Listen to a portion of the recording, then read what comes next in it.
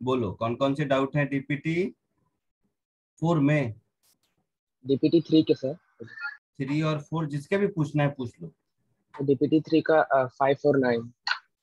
अच्छा डीपीटी 4 का सर 8। 6 और 7।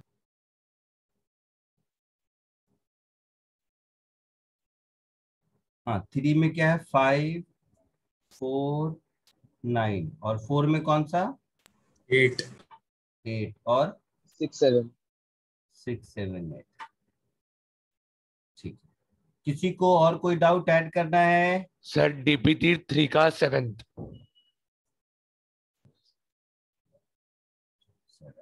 और कुछ 4 ही डीपीटी दिए है ना मैंने अभी तक आप लोगों को। Yes yes sir. हाँ सर। सर। ठीक है चलो तो पहले ये कर लेते हैं फिर आगे बढ़ेंगे।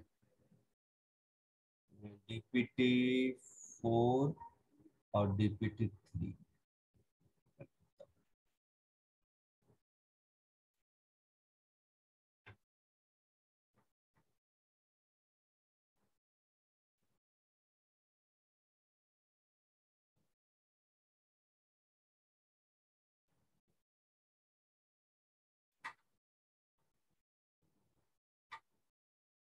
डीपीटी 3 में 4 5 7 9। सबसे पहले 4। ये तो कल भी किसी ने पूछा था तुम डाउट लेक्चर में नहीं आए थे क्या कल। बोलो बोलना कल डाउट लेक्चर में नहीं आया था क्या।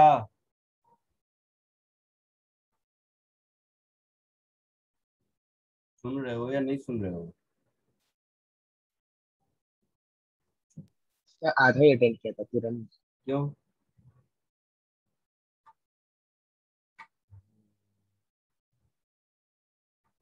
कह रहा है find the magnitude of minimum force in newton that can be applied in any direction so that resultant force is along east.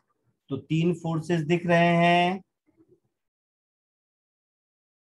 एक 4 न्यूटन वाला एक 3 न्यूटन वाला और एक 5 न्यूटन वाला। इस 5 न्यूटन वाले को रिजॉल्व कर देते हैं। तो 5 न्यूटन का इधर हो जाएगा 5 cos 37 होगा 4 आ जाएगा। और 5 न्यूटन का इधर हो जाएगा 5 sin 37 होगा। 5 cos 37 4 होता है 5 sin 37 3 होता है। यहां तक कोई दिक्कत।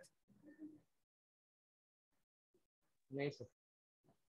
तो जो नेट फोर्स है आपका वो कितना हो गया 4 + 4 8 i cap plus 6 j cap ऐसा हो गया। Yes sir. अब कहता है कि मुझे इसमें एक ऐसा फोर्स एक्ट कर लगाना है जिससे कि उसका रिजल्टेंट ईस्ट में हो।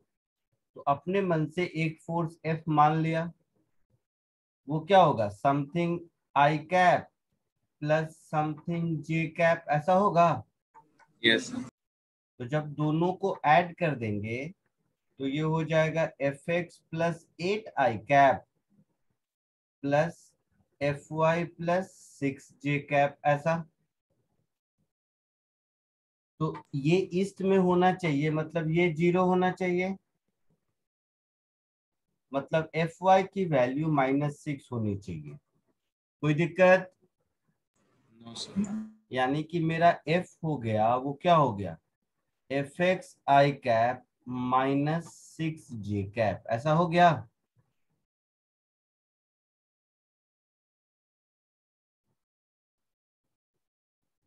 हो गया। Yes sir.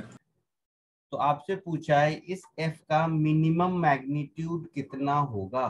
तो Fx तो कुछ भी हो सकता है 0 से लेकर कुछ भी समझ रहा है।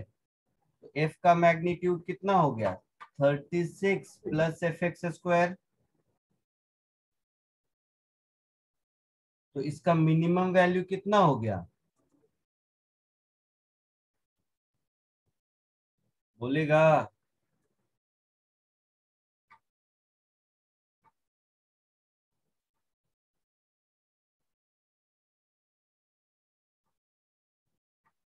आया समझ में? हाँ सर।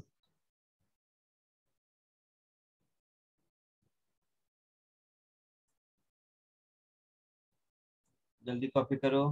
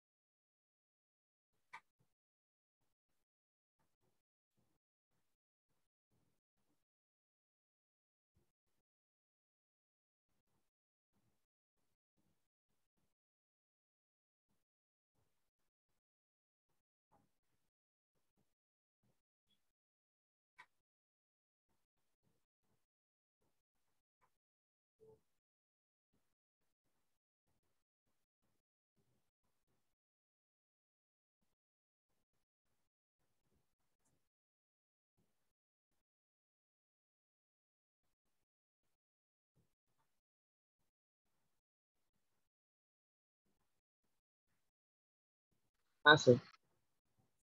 आगे बढ़ रहे हैं।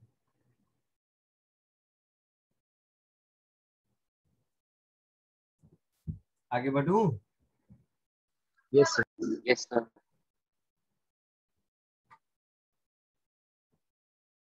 Next fifth. ये तुम लोग बहुत बड़ा मिस्टेक करती हो। ये भी कल बताया मैंने। ये भी कल क्लास में डिस्कस हुआ है। ऐसे क्लास बंक मत किया करो। देखो, ये है आई कैप और ये है जे कैप। देखो, जे कैप को ब्लू कर दे। ये है जे कैप, ऐसा है। और ये एंगल थीटा। तो जे कैप का ये वाला कंपोनेंट हो जाएगा जे कॉस थीटा, और जे का ये वाला कंपोनेंट हो जाएगा जे साइन थीटा। हम लोगों को हम लोगों को सब कुछ अब नए वाले एक्स डैश वाई डैश के डायरेक्शन में चाहिए ना। Yes sir. तो ये हो गया जे की कहानी। ये हो जाएगा फिर इधर आई कैप कॉस थीटा, और ये वाला इसके परपेंडिकुलर हो जाएगा आई कैप साइन थीटा, है ना। तो एक्स में क्या हो गया? एक्स में हो गया आई cap cos theta plus J cap sine theta, और वाई में हो गया जे कैप कॉस थीटा माइनस आई कैप साइन थीटा, है ना। तो बी आंसर दिख रहा है। Yes, sir. बोलो जिसने पूछा था। Yes, sir. हाँ सर।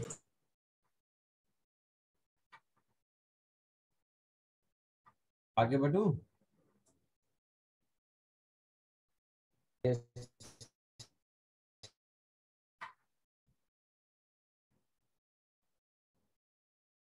हाँ sir.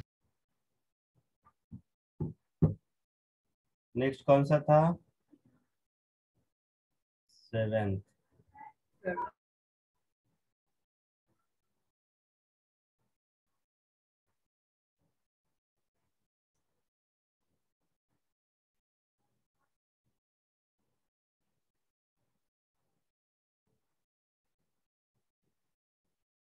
A vector A magnitude 8 unit. देखो जैसे ए कैसे बोल्ड में लिखा हुआ है, मैं बताया था ना, geometrical representation, sorry symbolic representation दो टाइप के होते हैं। Yes sir.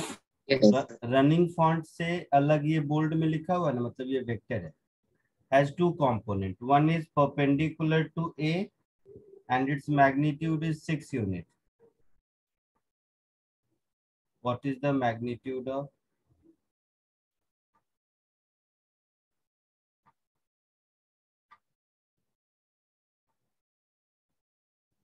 कुछ गलत लग रहा है मुझे। वेक्टर ए का मैग्नीट्यूड 8 यूनिट है, has two components, one is perpendicular to A, नहीं होगा ए के किसी के परपेंडिकुलर उसका कंपोनेंट तो 0 होगा। तो इसका आंसर इसका 8 ही होगा फिर तो। 10 होगा। 10 क्यों होगा? अच्छा ये 6 है, सॉरी सॉरी ये 6 है। ओके ओके, मुझे लगा ये 0। ये 6 है। नहीं बेटा, तो देखो इसका मतलब, अगर मैं the component are not, they are component not rectangular component, तो कंपोनेंट और रेक्टेंगुलर कंपोनेंट में फर्क समझते हो? सर यही ना, मतलब वो कंपोनेंट परपेंडिकुलर नहीं एक दूसरे को। हाँ, वो कंपोनेंट एक दूसरे के परपेंडिकुलर नहीं है, इसका ये मतलब है। तो देखो इसका मतलब ये हुआ कि ये एक वेक्टर है जिसका की मैग्नीट्यूड 8 है। इसका एक कंपोनेंट इस पर परपेंडिकुलर है, तो एक कंपोनेंट अगर, ध्यान से समझना, इस पर परपेंडिकुलर है और ये है 6 यूनिट का, तो दूसरा कौन सा होगा? तो ये जो 8 है ये 6 और इससे मिलके बना होगा। Yes, sir. एक ऐसा कर देते हैं और एक ऐसा कर देते हैं। ये हो गया आपका वेक्टर ए, ये हो गया वेक्टर बी, इसका नाम दे देते हैं वेक्टर सी। तो बी और सी मिलके ए बना है ना, है ऐसा? हाँ सर। अच्छा, तो वही सी पूछा है मेरे से, तो यहां से दिख रहा है C square is equal to A square plus B square, that is 8 square plus 6 square. तो सी हो जाएगा 10 यूनिट। Yes. यहाँ पर कंपोनेंट का मतलब है जिसका सम है, जैसे ए सम है बी और सी का, उसमें से बी 6 दिया हुआ है, सी ढूंढना है। क्लियर है? और ये दोनों Yes, कंपोनेंट sir. रेक्टेंगुलर नहीं है, मतलब एक दूसरे के परपेंडिकुलर नहीं है। आगे बढ़ो। Yes, sir. Next question number 9।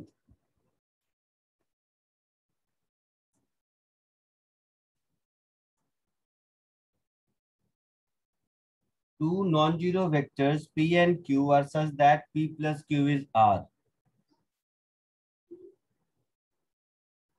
Mod P, mod Q, mod R तीनों इक्वल है। तो बताया हूँ, क्यों मतलब एक ही चीज पूछ रहे हो? दो वेक्टर इक्वल मैग्नीट्यूड और उसका सम भी इक्वल है, तो क्लास में क्वेश्चन कराया है। तो ये हो गया तुम्हारा P, ये हो गया Q, और ये हो गया P प्लस Q। तीनों का मैग्नीट्यूड इक्वल है, मतलब ये इक्विलैटरल ट्रायंगल होगा। होगा। Yes, Yes, sir. sir. तो P और Q के बीच का एंगल पूछा है, P और Q के बीच का एंगल कितना है? 120. 120 degree, which is n into 30 degree. तो n हो गया 4। हाँ सर. क्लियर हाँ है? सर. Yes, sir. तो डीपीटी 3 इज डन। अब बचा डीपीटी 4। डीपीटी 4 में कौन कौन सा पूछा था?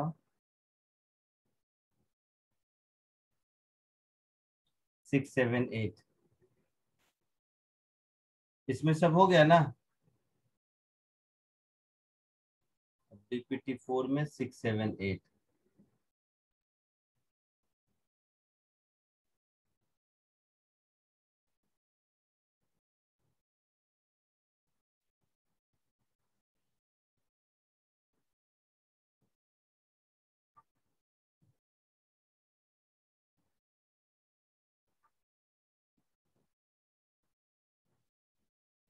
फोर्सेस F1, F2, F3 दिया हुआ है। Keep the body in translational equilibrium. Translational equilibrium मतलब नेट फोर्स 0, तो ये चाहिए 0.5 टाइम्स ए प्लस बी। इससे चिंदी क्वेश्चन क्या होगा? F1 plus F2 plus F3 0 होना चाहिए। सो 6A माइनस 8B प्लस 26, ये आई कैप हो जाएगा। Yes sir. Minus 8A plus 3B plus 19, this should be 0। Yes. तो यहाँ से 6A minus 8B should be minus 26, हाँ सर। और यहाँ से 8A माइनस 3B इज 19। ये 0 होगा तो दोनों 0 होगा ना, ये भी 0 होगा और ये भी 0 होगा। Sir, -19. अरे 19 ठीक से देख।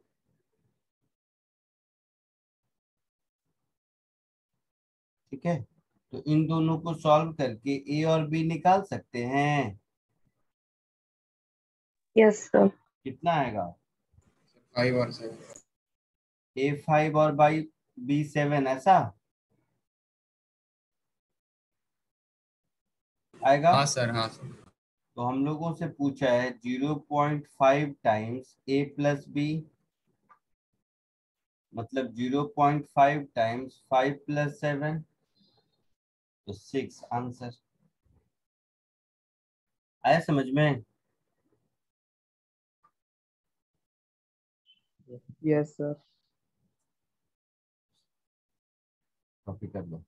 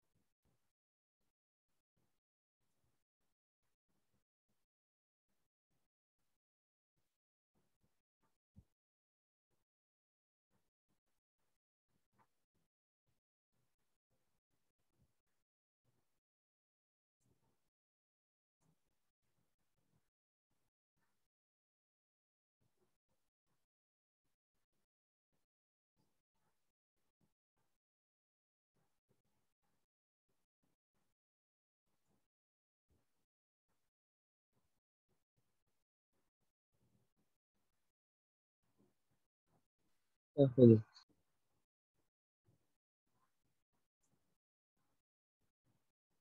हो गया, आगे बढ़ो। हाँ sir.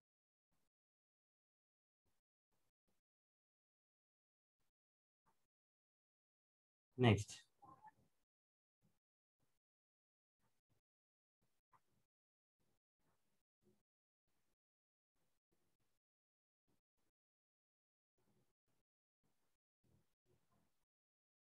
A B is at a position R1 this much.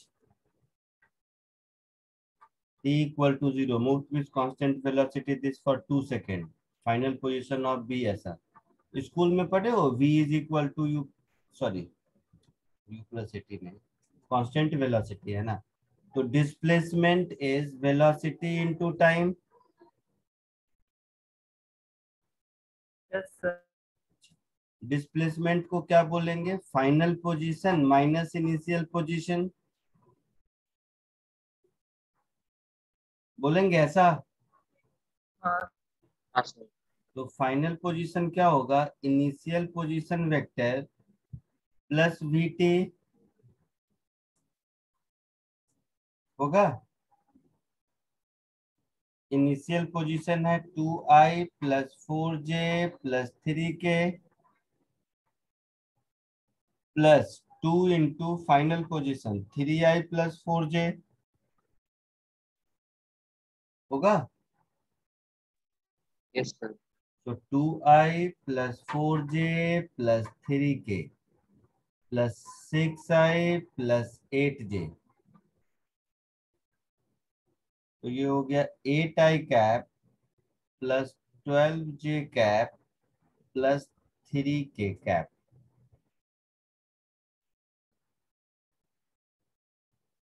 ठीक है, अब जो भी पूछा है A B C देख लो। B minus A minus C पूछा है ना, तो ये B है, ये A है और ये C है। यही हुआ ना? बोलना भाई। हाँ सर। 1 आंसर होगा शायद।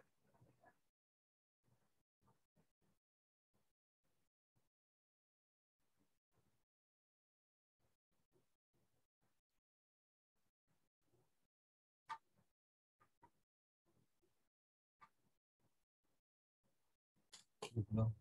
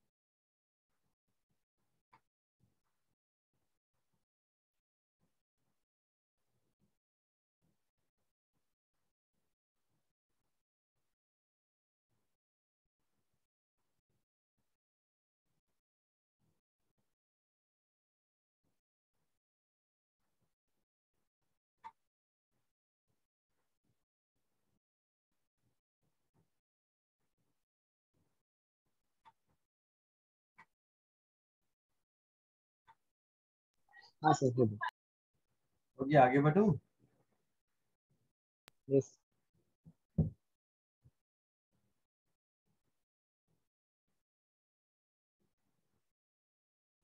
नेक्स्ट।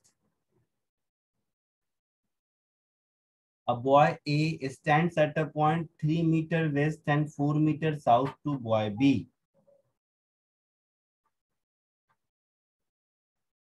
तो ये हो गया बॉय बी और by A 3 metre west 4 metre south, 3 metre west 4 metre south, यहाँ पर कहीं होगा बॉय ए।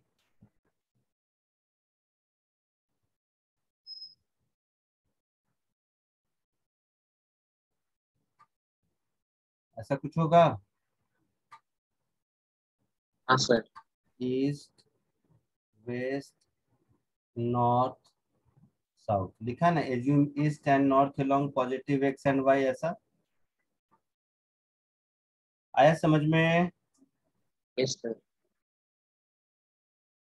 तो 3 मीटर वेस्ट, 4 मीटर साउथ। तो ये जो इसका पोजीशन वेक्टर होगा, इस पोजीशन वेक्टर को हम लिखेंगे 3 metre waste -3i cap -4j cap, ऐसा होगा।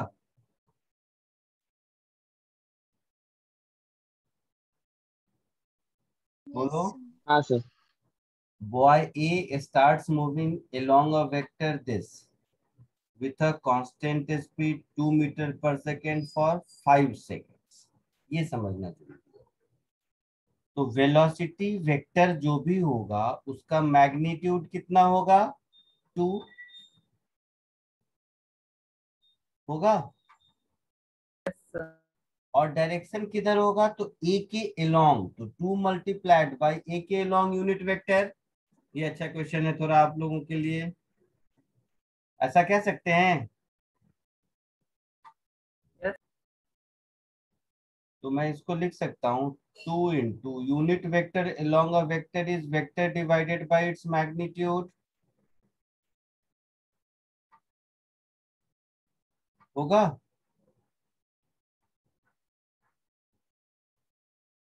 One point five plus two, ये कितना है? 1.5i cap plus 2j cap divided by under root 1.5 square प्लस 2 स्क्वायर, ऐसा होगा। Yes, sir.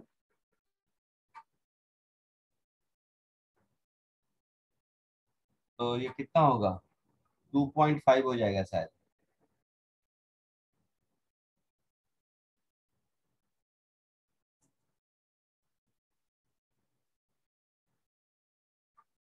ठीक है, समझा कुछ कि नहीं? Yes. 2/2.5 0.8 होगा।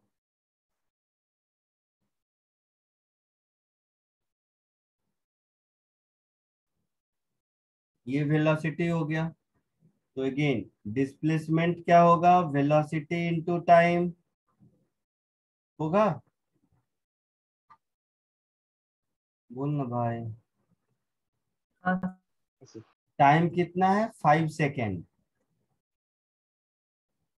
तो ये हो जाएगा 5 into 0.8 into 1.5i cap plus 2j cap. So 4 into 1.5i cap plus 2j cap, that is 6i cap plus 8j cap displacement होगा। तो ये हो जाएगा final position vector minus initial position vector is displacement. तो final position vector हो जाएगा initial position vector plus displacement. होगा। हाँ सर। इनिशियल क्या था? हाँ, -3i -4j। तो -3i -4j plus 6i plus 8j। तो ये हो जाएगा 3i प्लस 4j। ये फाइनल पोजीशन वेक्टर होगा। क्या पूछा था वैसे? How far is the boy A from boy B? देख लो boy A from boy B कितना दूर है। तो बॉय ए यहाँ पहुंच गया और बी वहीं पर है ना? आया समझ में कि नहीं? हाँ सर, आया था। सर। तो रिक्वायर्ड डिस्टेंस क्या होगा? इसी पोजीशन का मैग्नीट्यूड होगा, दैट इज 5 मीटर। है आंसर? हाँ सर। हाँ सर। समझ के कॉपी कर लो।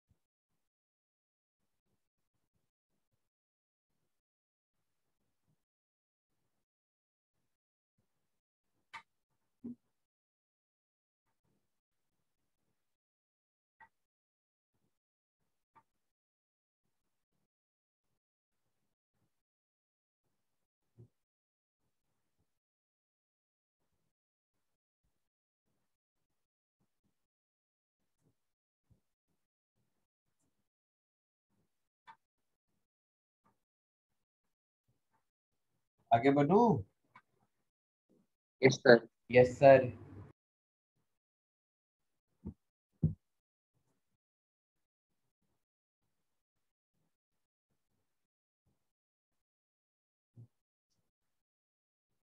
कोई डाउट किसी को बचा है या आगे बढ़ूं?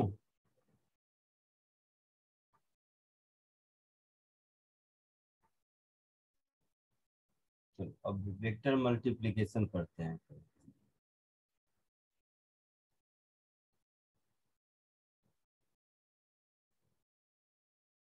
Multiplication of vectors.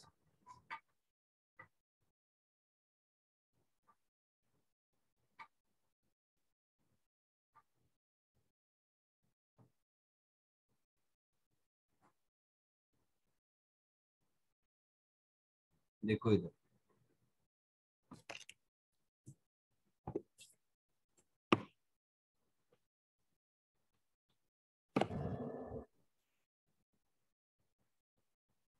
कोई भी वेक्टर को अगर हम स्केलर से मल्टीप्लाई करें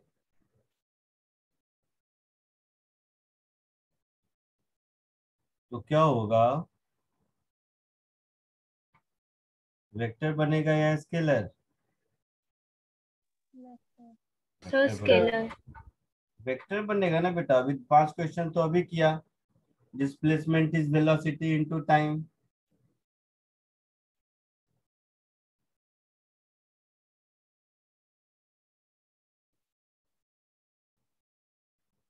बोलो एग्जाम्पल देख लो। जैसे displacement is equal to velocity into time, ये एक एग्जाम्पल हुआ। Force is equal to mass into acceleration, तो यहाँ पर टाइम, यहाँ पर मास, ये सब स्केलर क्वांटिटी है जो वेक्टर से मल्टीप्लाई हो रहा है, तो वेक्टर बन रहा है। हाँ या ना? हाँ सर। Sir. अगर वेक्टर और वेक्टर एक दूसरे से मल्टीप्लाई होगा तब क्या बनेगा?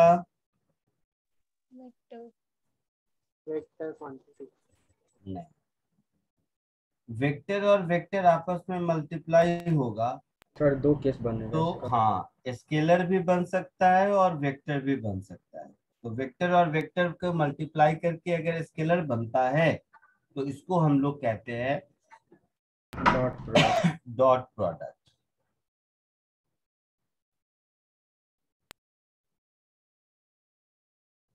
ठीक है, इसका नाम है डॉट प्रोडक्ट। जैसे स्कूल में पढ़े होगे अगर,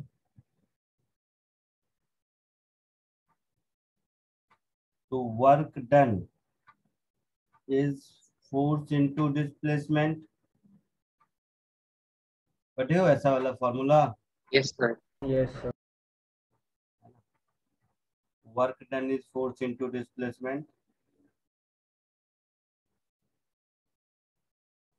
तो वर्क स्केलर क्वांटिटी है, फोर्स वेक्टर क्वांटिटी है, डिस्प्लेसमेंट वेक्टर क्वांटिटी है।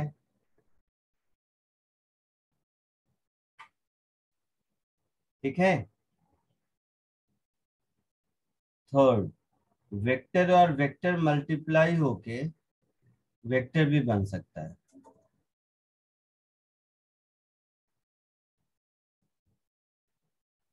तो वेक्टर और वेक्टर मल्टीप्लाई होके अगर वेक्टर बनता है तो इसको बोलते क्रॉस हैं प्रोडक्ट। Cross product.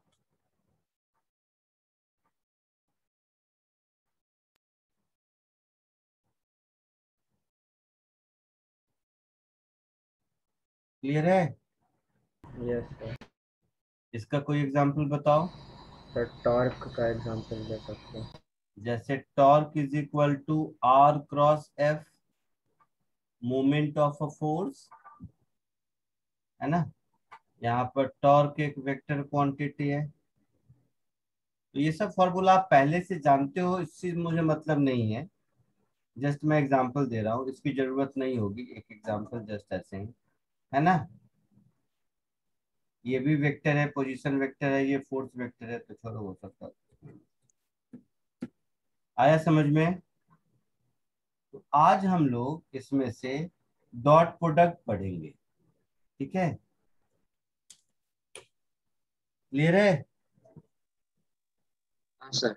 कॉपी कर लो। फर्स्ट वाले का कोई नाम नहीं है। कोई नाम नहीं।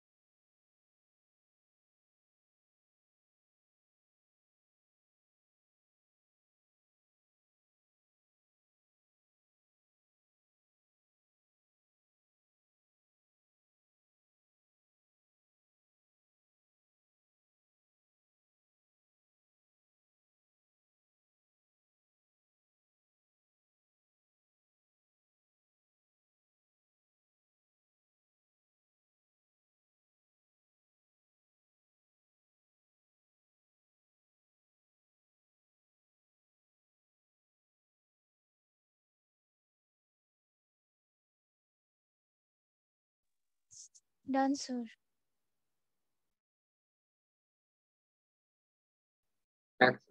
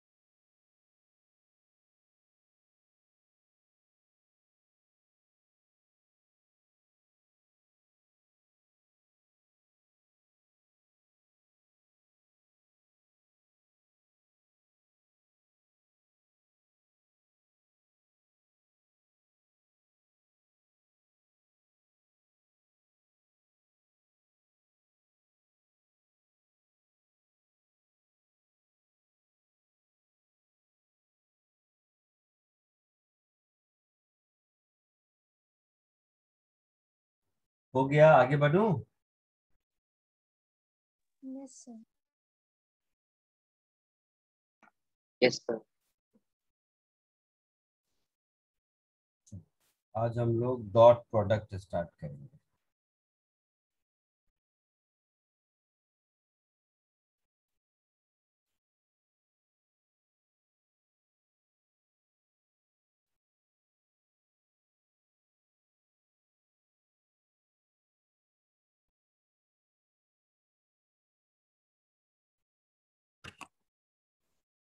Suppose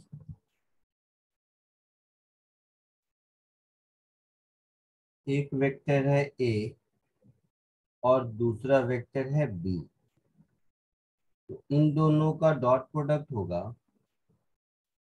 mod of A into mod of B into cos of angle between them. ठीक है?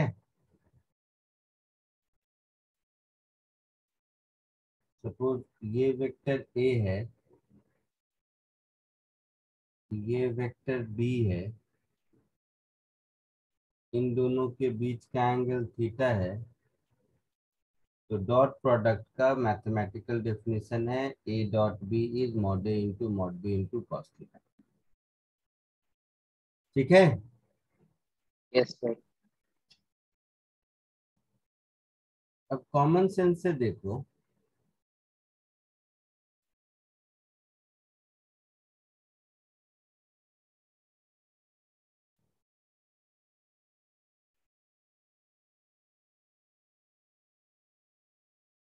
अगर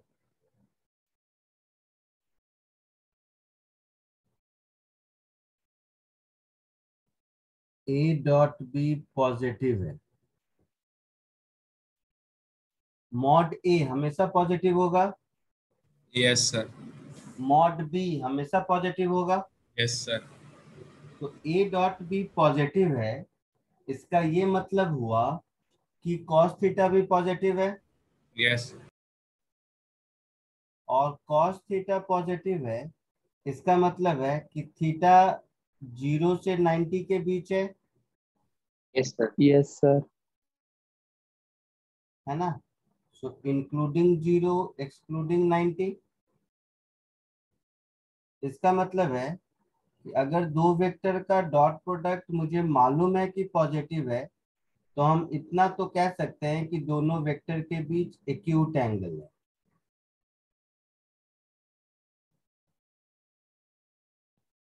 है ना। हाँ सर।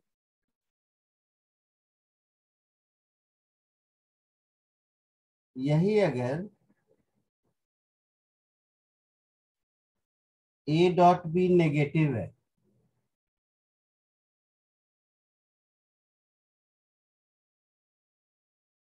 अगर ए डॉट बी नेगेटिव हो गया, तो इसका मतलब है कि cos थीटा नेगेटिव है। Yes, sir. cos theta negative है, इसका मतलब हो गया है कि थीटा π/2 से पाई के बीच है, एक्सक्लूडिंग π/2 इंक्लूडिंग पाई, क्योंकि मॉड ए और मॉड बी तो कभी नेगेटिव हो नहीं सकता, है ना। हाँ सर। इसका मतलब हुआ कि वेक्टर ए और बी के बीच का एंगल ऑब्ट्यूज एंगल है।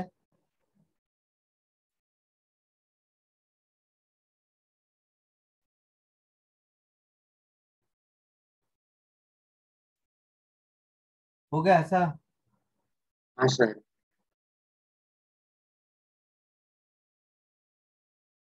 थर्ड, अगर ए डॉट बी 0 है, इसका मतलब है कि cos थीटा 0 है, इसका मतलब है कि थीटा 90 डिग्री है ना। Yes, sir. इसका मतलब है कि ए और बी परपेंडिकुलर है। तो जब दो वेक्टर का डॉट प्रोडक्ट 0 हो, तो उस केस में दोनों वेक्टर एक दूसरे के परपेंडिकुलर होते हैं। ये तुम्हें बहुत जगह फिजिक्स में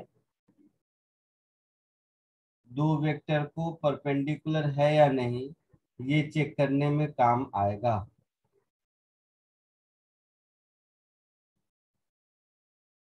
condition for perpendicularity of two vectors. ठीक है,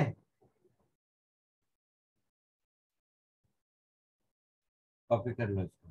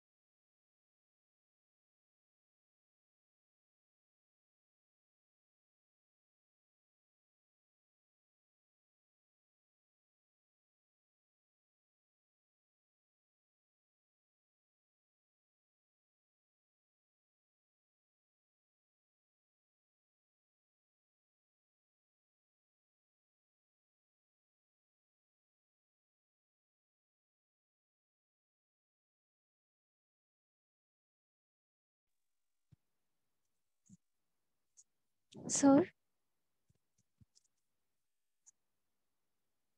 बोलो बेटा। सर जैसे फर्स्ट वाले में जिसमें पॉजिटिव लेना था उसमें हमने फर्स्ट क्वाड्रेंट लिया है थीटा, हमने थर्ड क्वाड्रेंट क्यों नहीं लिया? कोई भी ले लीजिए, फर्क नहीं पड़ेगा। ए और बी के बीच का एंगल एक्यूट होना चाहिए, डायग्राम मैंने ऐसा बनाया है। नहीं सर, अगर थर्ड क्वाड्रेंट होगा तो वो तो क्या फिर थर्ड क्वाड्रेंट? थर्ड क्वाड्रेंट वहां भी तो कॉस पॉजिटिव है ना। Fourth fourth. अच्छा वैसे कह रही हो? अरे यस सर। क्वाड्रेंट नहीं बेटा, दो लाइन के बीच का एंगल कभी भी 180 से ज्यादा हो सकता है क्या? सर हम एंटी क्लॉकवाइज लेते हैं ना। कोई भी क्लॉकवाइज एंटी क्लॉकवाइज, दो वेक्टर के बीच का एंगल, दो वेक्टर के बीच का एंगल नो सर। मान लो कभी 180 से ज्यादा होगा? No sir. तो मुझे तो एक्यूट और ऑब्ट्यूज के अलावा और कुछ सोचना ही नहीं है। Okay sir. लिख लिया सबने? आगे बढ़ो। Yes sir. Yes sir. हाँ सर, लिख लिया। एक और देखो कॉमन सेंस।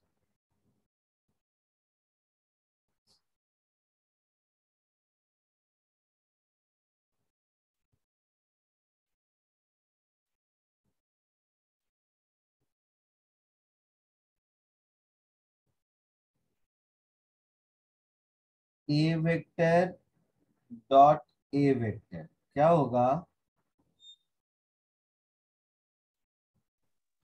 बताओ? Magnitude of A square cos theta. और थीटा का थीटा क्या होगा? 0। तो मॉड ए स्क्वायर हो जाएगा। Yes sir. कॉमन सेंस है। दो ए डॉट ए मतलब दोनों वेक्टर सेम है, तो दोनों वेक्टर के बीच का एंगल 0, तो ये मॉड ए कॉस 0 1, तो ये मॉड ए स्क्वायर होगा। हाँ सर। एक और कॉमन सेंस देखो।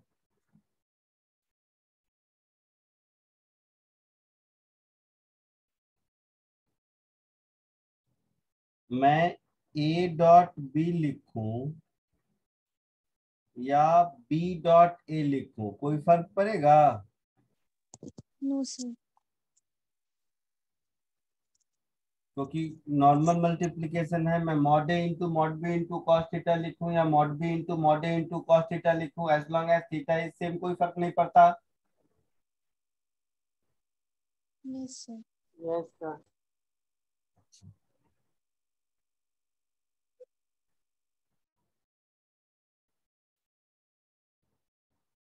एक और कॉमन सेंस देखो।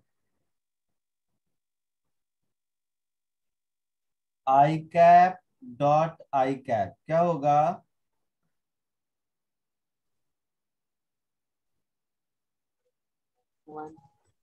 क्या होगा? One. J cap dot J cap क्या होगा? 1। के कैप डॉट के कैप क्या होगा? 1। 1। सबको समझ आ रहा है? Yes sir. I cap dot J cap क्या होगा?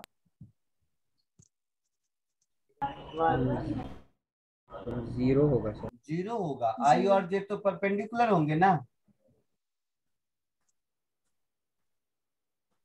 समझ रहे हो? Yes sir. Yes sir. तो I dot J, J dot K dot I, ये सब 0 होगा। Yes sir. पक्का? Yes sir. कॉमन सेंस है। Yes sir. Yes sir. कोई डाउट किसी को? No sir. तो ये तीनों लिख लो, फिर आगे बढ़ते हैं। वापस करो ना वो क्या?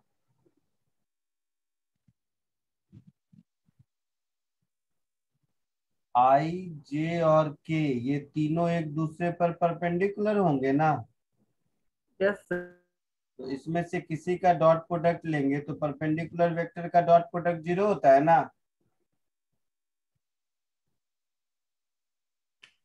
बोलो।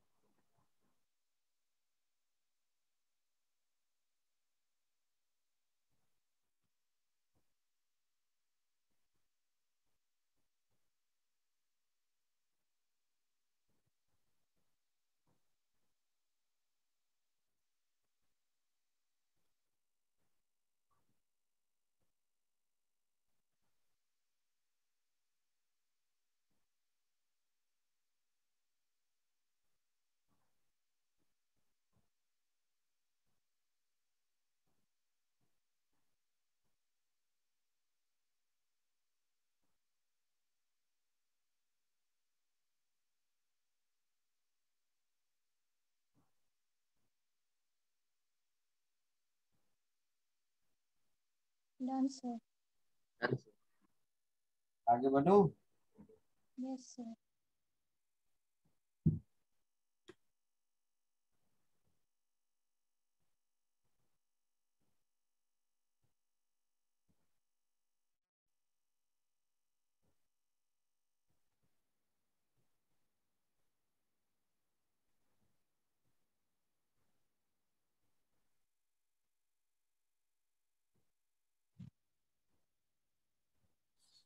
सपोज एक वेक्टर है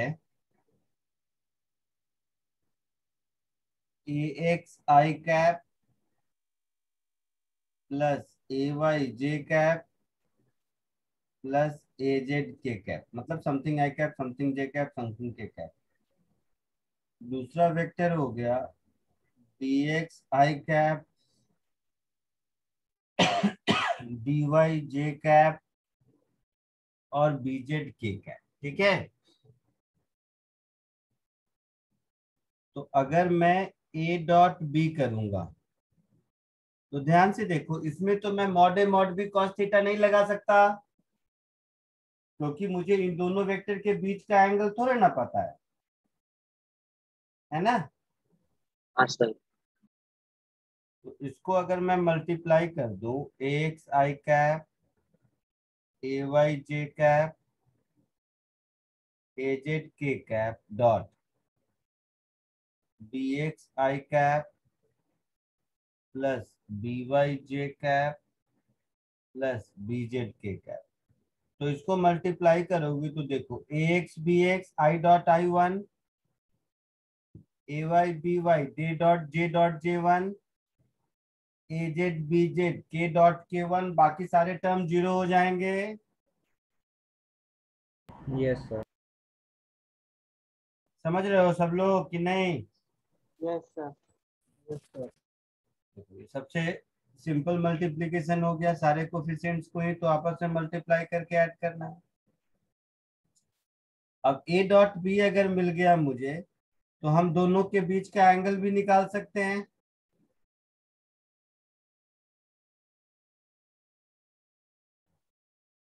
क्योंकि हमें मालूम है A dot B is mod A mod B cos theta.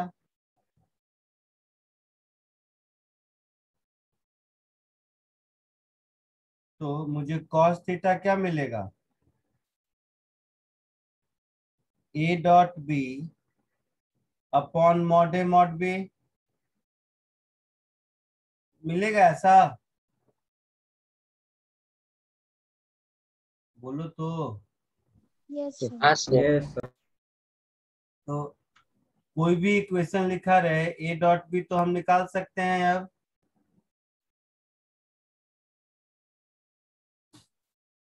निकाल सकते हैं, और इक्वेशन लिखा रहे तो मॉड ए मॉड बी भी निकाल सकते हैं। लास्ट क्लास में देखे थे इसको। हाँ सर।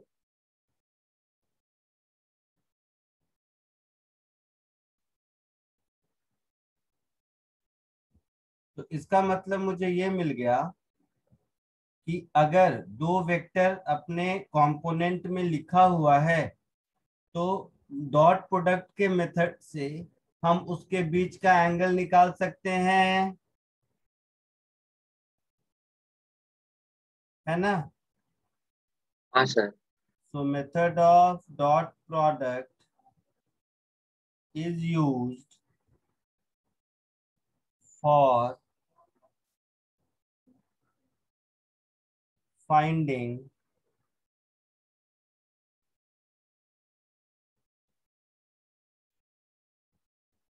angle between vectors। चमका कुछ? कॉपी कर लो इसको।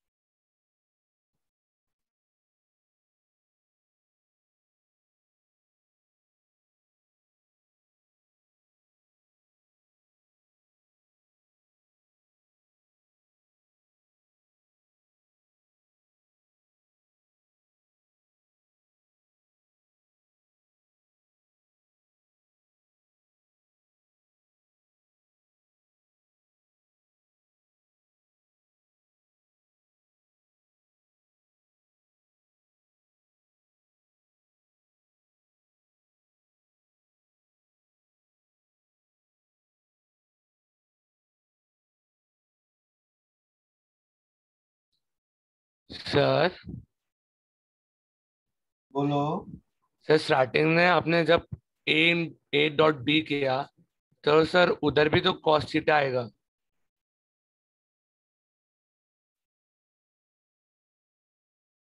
कौन है ये? सर शायद।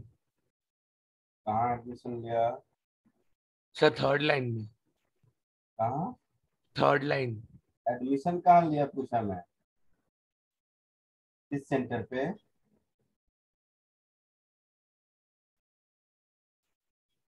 हाँ सर खारगर। खारघर में। अच्छा, किस स्कूल से है? APJ Kharghar. CBSE ICSE? CBSE. आप बोलो क्या बताऊं? सर थर्ड लाइन में आपने डॉट प्रोडक्ट लिया है ए और बी का। सो सर उधर भी तो कॉस थीटा आएगा ना। तो मैंने मॉड ए इंटू मॉड भी लिखा है क्या?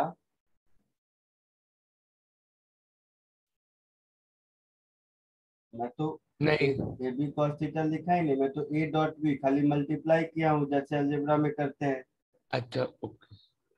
तो mod A into mod B लिखता तब तो cos थीटा लिखता। Okay sir. चमका कुछ? हाँ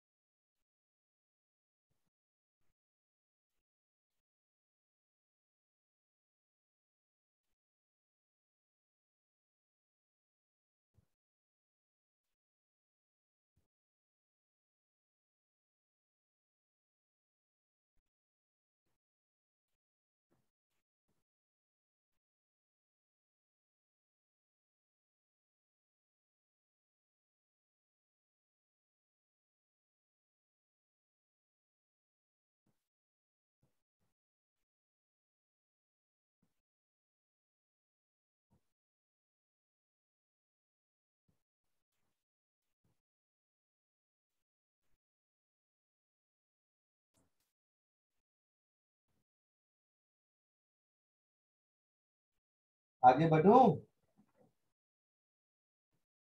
Yes, sir. एक मिनट सर। लिख लिया सबने? नहीं सर।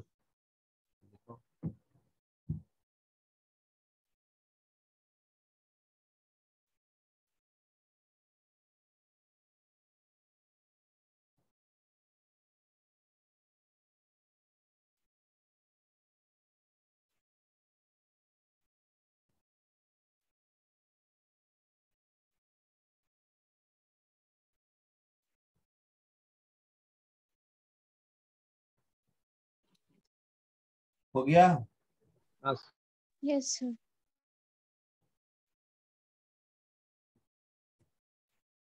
देखिए क्वेश्चन अटेम्प्ट करो।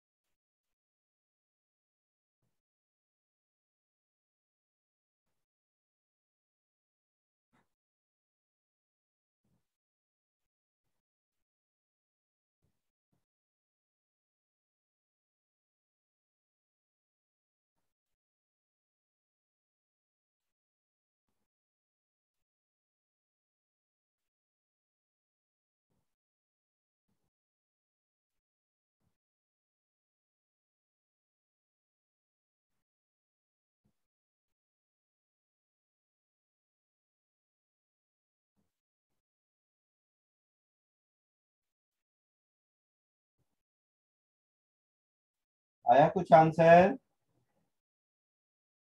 हाँ सर आया। क्या आया? सर ए और बी करेक्ट है। सर बी करेक्ट है। Only B is correct. Okay, let me check. Sir B C D correct है शायद। अभी देख लेते हैं। Angle between A and B is acute. A और बी को डॉट करो, क्या मिलेगा? -1 आएगा। -1। इसका मतलब ऑब्ट्यूज एंगल है, तो Yes. ऑप्शन ए रॉन्ग हो गया। यस ऑप्शन बी के लिए angle between A plus B and A, मतलब मुझे ए प्लस बी और ए को डॉट करके देखना पड़ेगा, तो ए प्लस बी हो जाएगा 3i माइनस 2j होगा। सर, ये हम लोग ऐसे भी समझ सकते हैं कि मतलब एक एंगल ऑप्टिक है तो बाकी के दोनों एंगल एक्यूट रहेंगे। क्या? सर, हम लोग ट्रायंगल में इनकी वैल्यूज डाले, एक ए वेक्टर एक बी एंड दूसरा तीसरा ए,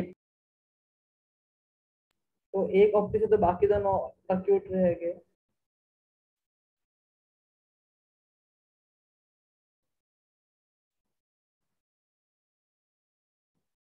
हाँ, ये कह सकते हो।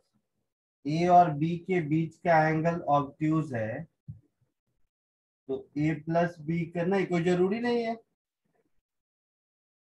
कोई जरूरी नहीं है। कैसे, मैं बताता हूँ।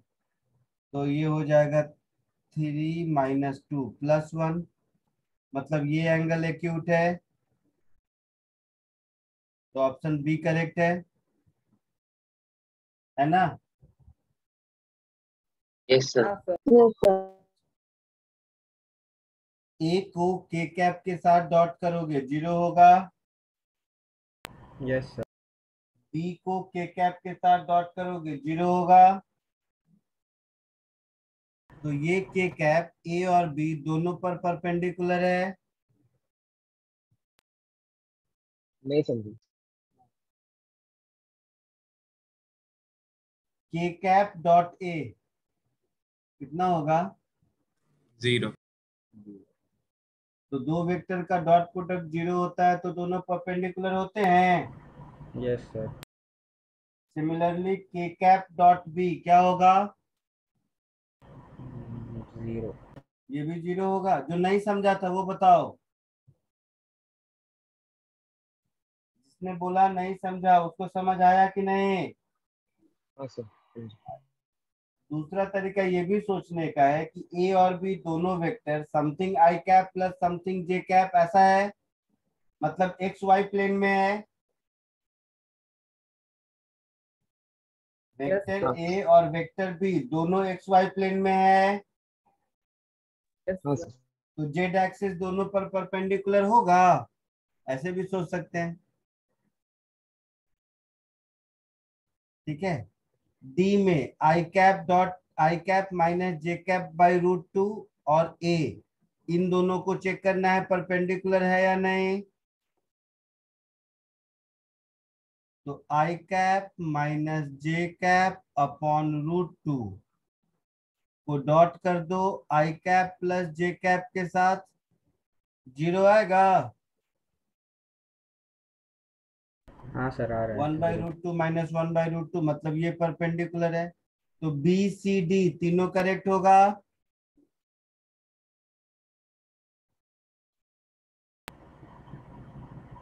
हाँ सर। कोई डाउट किसी को?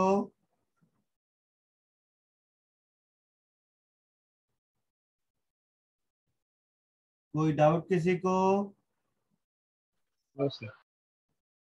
आगे बढ़ूं? Yes, sir. सर आपको बताने वाले थे कि वो क्वेश्चन मतलब बी वाले ऑप्शन में हम लोग वो ट्रायंगल कंसिडर नहीं कर सकते।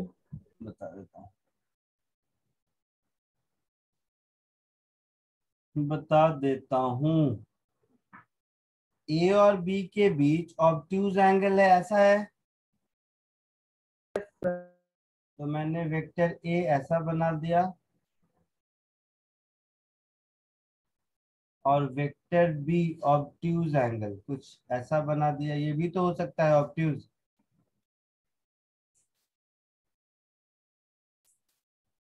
हो सकता है ना। हाँ। अब इन दोनों से पैरेललोग्राम बनाओगे अगर,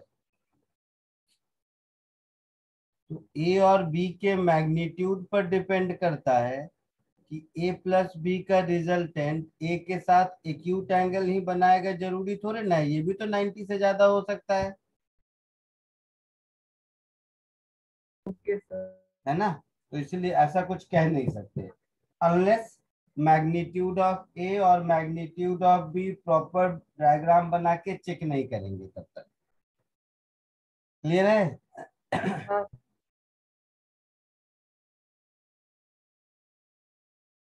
नेक्स्ट सेकेंड क्वेश्चन स्टार्ट करो।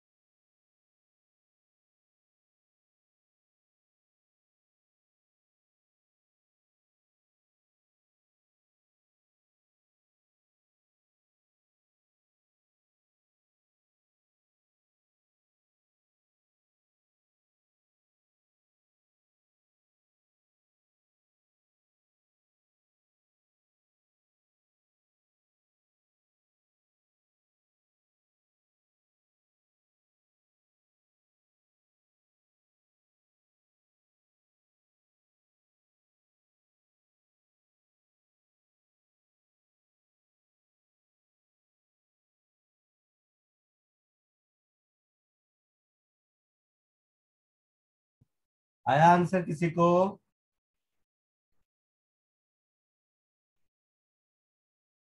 आया आंसर किसी को?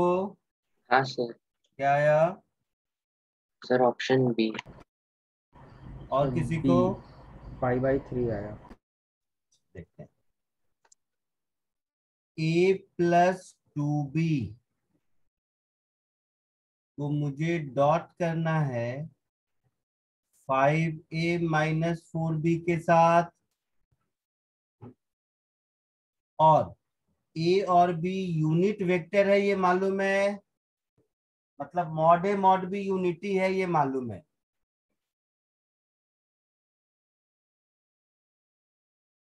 ना? Yes sir. हाँ सर।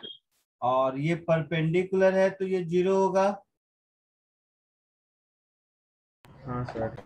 तो मल्टीप्लाई करोगे तो देखो ये 5 टाइम्स मॉड ए का स्क्वायर होगा plus 10 times B dot A होगा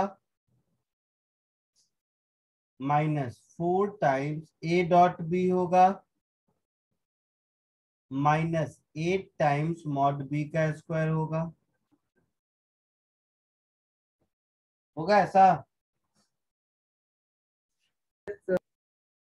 तो ये हो गया 5, A dot B B dot A same होता है तो इसको लिख सकते हैं 6 times A dot B yes sir. Minus 8, this is equal to 0। So 6 times A dot B 8 minus 5 3 हो जाएगा, मतलब ए डॉट बी 1/2 हो जाएगा। ए डॉट बी को लिखेंगे mod A into mod B into cos theta, लिखेंगे। Yes yes sir. Mod A mod B दोनों 1 है, मतलब कॉस थीटा 1/2 हो गया, मतलब थीटा 60 डिग्री हो गया। हाँ सर। आया समझ में सबको? हाँ सर समझ आया। किसी को डाउट है?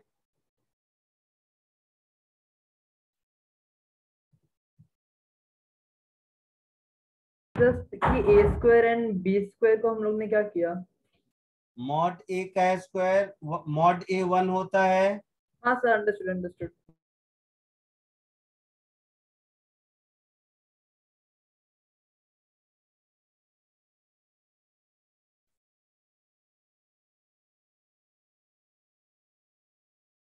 आगे बढ़ो।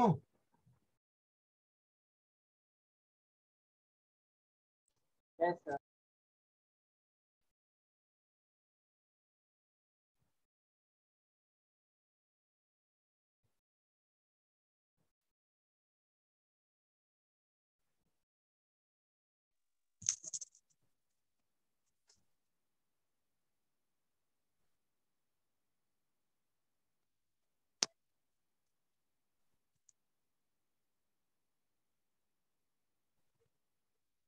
थर्ड क्वेश्चन, ये थोड़ा मतलब कोशिश करो ठीक ठाक क्वेश्चन, अच्छा क्वेश्चन। इसमें यहाँ पर 1 कॉमा √3 है, कॉमा मिसिंग। कोशिश करो देखो जरा सा।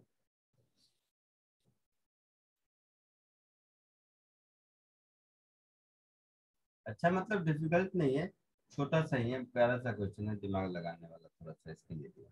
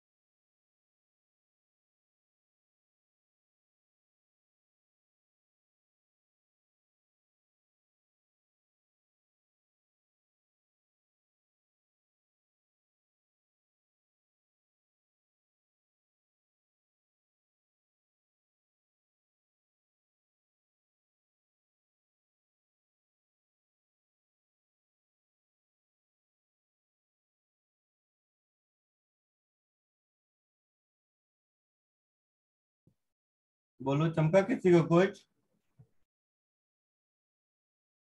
थोड़ा थोड़ा सा समझ में आया।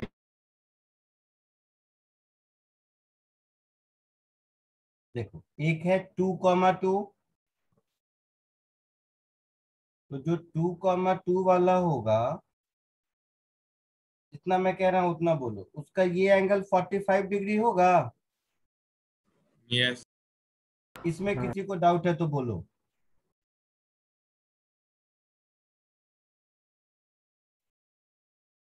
इसमें किसी को कोई डाउट है?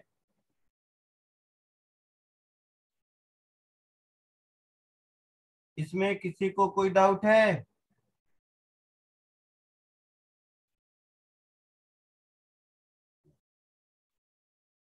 No sir. दूसरा है 1,√3। 1 तो इससे कम छोटा होगा ना। जैसा ध्यान से देखना मैं क्या कह रहा हूँ, यहीं पे थोड़ा समझना है। अगर मैं 1,√3 लिखता हूँ तो ये 60 डिग्री होगा क्या? Yes sir. पक्का, या कोई डाउट है किसी को?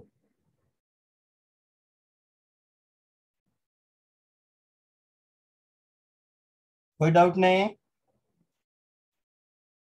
No sir. मतलब ये एंगल 15 डिग्री हो गया आंसर।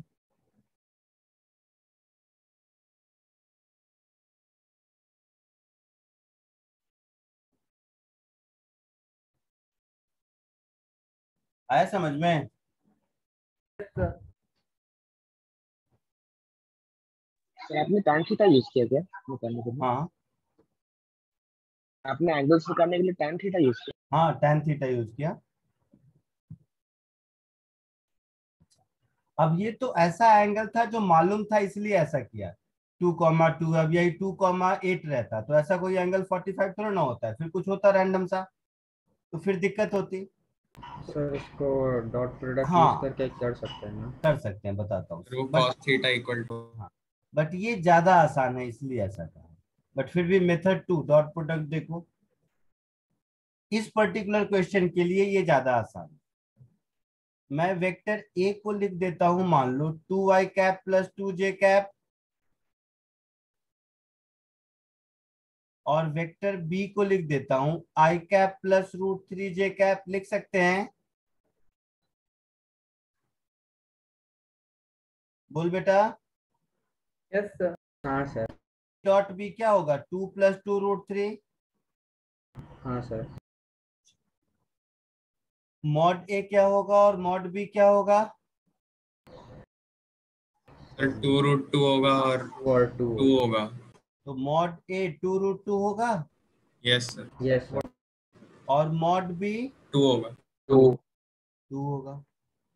तो हम लोगों को मालूम है कि A dot B mod A into mod B into cos theta होता है। तो 2 प्लस 2√3, इसको मैं लिखूंगा 2√2 इंटू 2 इंटू कॉस थीटा। तो 1 प्लस √3 अपॉन 2√2, इसको लिखूंगा कॉस थीटा। हाँ सर। अब यहां से आप लोगों को ये समझ पाना कि ये 45 डिग्री है, मुझे लगता है थोड़ा डिफिकल्ट होगा,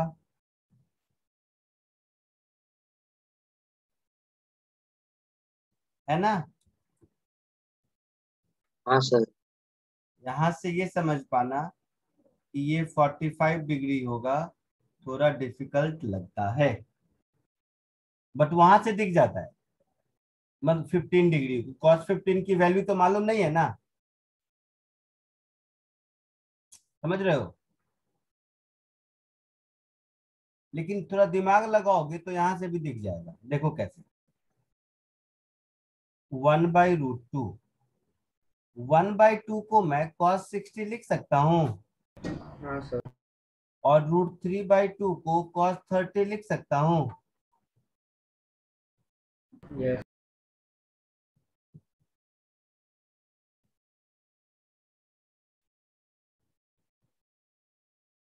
एक मिनट,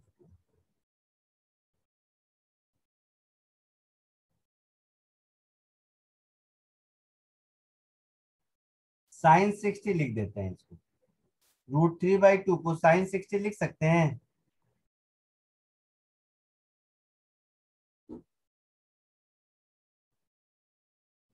√3/2 को साइन 60 लिख सकते हैं, मैं पूछा।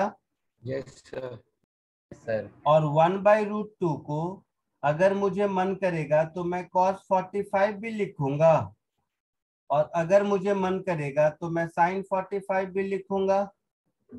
Yes sir. तो देखो, cos A cos b plus sin A sin b, cos a minus b होता है।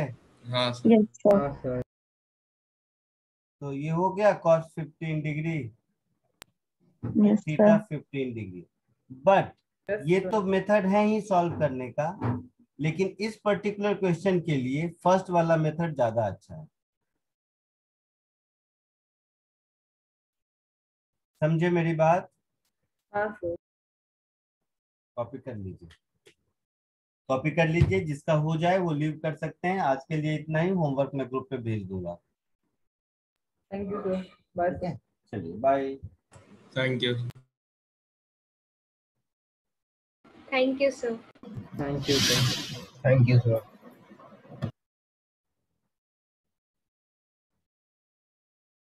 Thank you.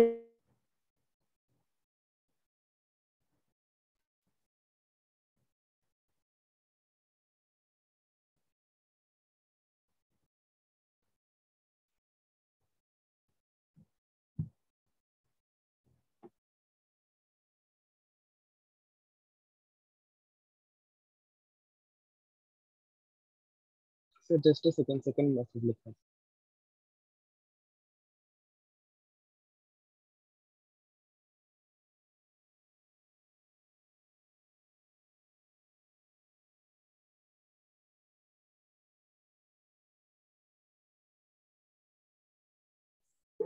Bye sir, thank you.